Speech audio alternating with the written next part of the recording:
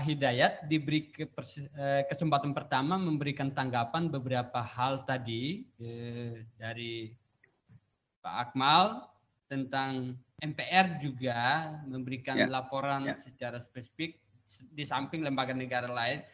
Beberapa poin yang barangkali bisa didorong oleh MPR juga pertanyaan Pak Akmal tadi, misalnya ideologi negara atau semacam haluan negara barangkali ke depan seperti apa responnya, dan tadi Pak John agak menggelitik supaya jangan sampai ini menjadi seremonial begitu.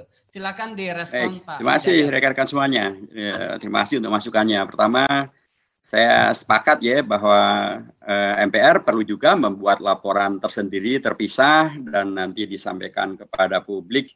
Ringkasannya mungkin nanti akan disampaikan pada tanggal 13 Agustus yang akan datang itu, tetapi pada tingkat yang lebih rinci dan bahkan mungkin pada tingkat yang operasional bisa per 3 bulanan atau bisa per bulanan, karena kita pun kan di MPR juga ada sekretariat jenderal, ada humas yang mereka juga merangkum ya kegiatan yang ada di MPR, baik oleh pimpinan MPR atau sekretariat jenderal MPR maupun juga badan-badan yang ada di MPR dan juga komisi kajian ketatanegaraan yang ada di MPR. Jadi saya pikir itu adalah satu ide yang sangat baik yang sesungguhnya juga untuk sebagiannya sekarang ini sudah dilaporkan melalui majalahnya MPR, yaitu majalah Majelis.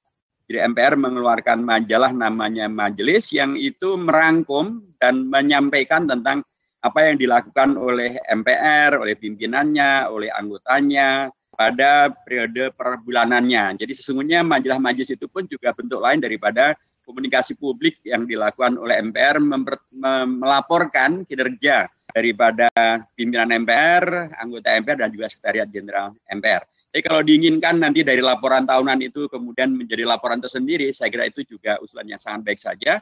Nanti bisa kami sampaikan lagi kepada pimpinan MPR untuk nanti dikelola melalui sekretariat jenderal untuk ditampilkan di websitenya MPR atau nanti ditampilkan juga di dalam edisi khusus dari majalah majelisnya MPR. Itu yang pertama. Yang kedua tentang GBHN, ini adalah bagian dari program yang masih berjalan, belum selesai. Karena hakikatnya ini adalah, ya pertama itu adalah bagian daripada rekomendasi pimpinan MPR pada periode sebelumnya, dan kami mencoba untuk merealisasikannya melalui sebuah tradisi baru yang dibangun oleh Pak Bambang Susetio, Ketua MPR pada periode sekarang yang melibatkan kami semuanya, wakil pimpinan MPR, yaitu kami memaknai bahwa yang namanya sila keempat tentang kerakyatan yang dipimpin oleh hikmat kebijaksanaan dalam permusyawaratan perwakilan, permusyawaratan itu bukan hanya pasif ya, ketika kami menunggu rapat-rapat di DPR, di MPR, baik itu pekanan maupun juga bahkan tahunan, nggak begitu. Atau kemudian kami hanya pasif dalam artian menunggu hadirnya orang-orang untuk bermusyawarah di MPR, enggak. Pimpinan MPR sekarang mengembangkan makna daripada bermusyawarah itu dengan jemput bola, yaitu kami hadir, mengunjungi, datang, sowan gitu ya ke para pimpinan sepuh, para senior ya, mantan presiden, mantan wakil presiden, para tokoh-tokoh bangsa ini gitu ya, termasuk juga pimpinan lembaga-lembaga negara yang lain. Kami datang ke sana untuk bermusyawarah, termasuk diantaranya adalah bahkan kami datang juga kepada pimpinan Ormas, pimpinan Orpol yang beragam-ragam itu. Kami datang untuk membicarakan diantaranya adalah tentang GBHN ini bagaimana. Semuanya memberikan masukan dan masukan-masukan itu tentu kami kelola terus-menerus dan belum selesai. Karena hakikatnya bila nanti wujudnya adalah kepada disepakatinya perlunya ada semacam haluan yang bernama sejenis GBHN atau apapun namanya, maka itu pasti bermuara kepada perlunya ada perubahan kembali terhadap Undang-Undang Dasar. Kalau perubahan terhadap Undang-Undang Dasar, maka itu domainnya adalah kepada anggota MPR melalui fraksi-fraksi dan partai dan kelompok anggota di MPR. Kami di pimpinan MPR tentu posisinya tidak bisa proaktif untuk meminta, mendorong, memohon, apalagi memporin untuk agar masing-masing fraksi mengusulkan. Ya. Ini adalah kesadaran bersama, hak masing-masing fraksi, hak masing-masing anggota MPR untuk mengusulkan kaitan dengan masalah kata akhir tentang GBHN ini bagaimana. Karena begitulah ketentuan di pasal 37 ayat 1, ayat 2, 3, dan 4 daripada Undang-Undang Dasar kita yang berlaku sekarang ini. Itu diajukan oleh sekurang-kurangnya sepertiga anggota MPR, dengan disebutkan alasan dan alternatifnya, dan kemudian kami akan bila terpenuhi sepertiga itu, dengan syaratan yang disebutkan di pasal 37A2 juga, maka kami akan menggelar rapat paripurna.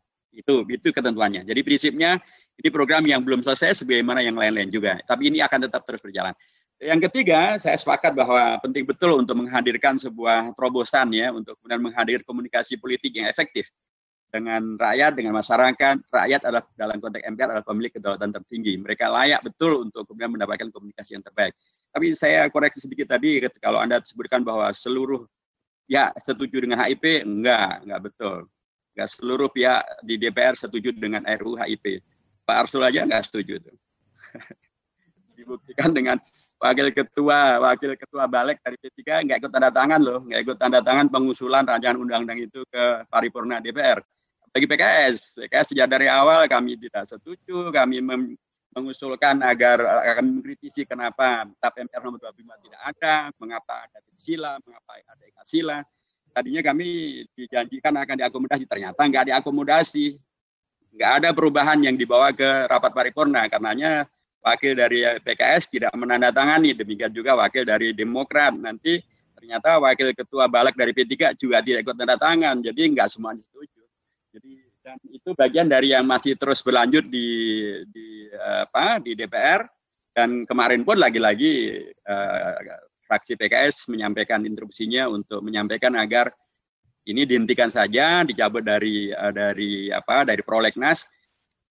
Jelaskan saja posisinya begitu dulu gitu. Jangan kemudian kita belum bicara tentang mencabut yang lama sudah bicara tentang yang baru, sementara yang baru ini pun juga belum pernah diusulkan secara resmi ke DPR. Jadi strategi memang perlu ada penjurubicaraan yang baik, tetapi juga harus saya ingatkan bahwa setiap anggota DPR, setiap anggota DPD, setiap anggota MPR itu independen dan mereka mempunyai hak dan mempunyai kedaulatannya. Jadi sulit juga untuk kemudian diwakili hanya oleh seorang jubir yang belum tentu dia adalah mewakili realita keragaman politik yang ada di DPR. Terima kasih.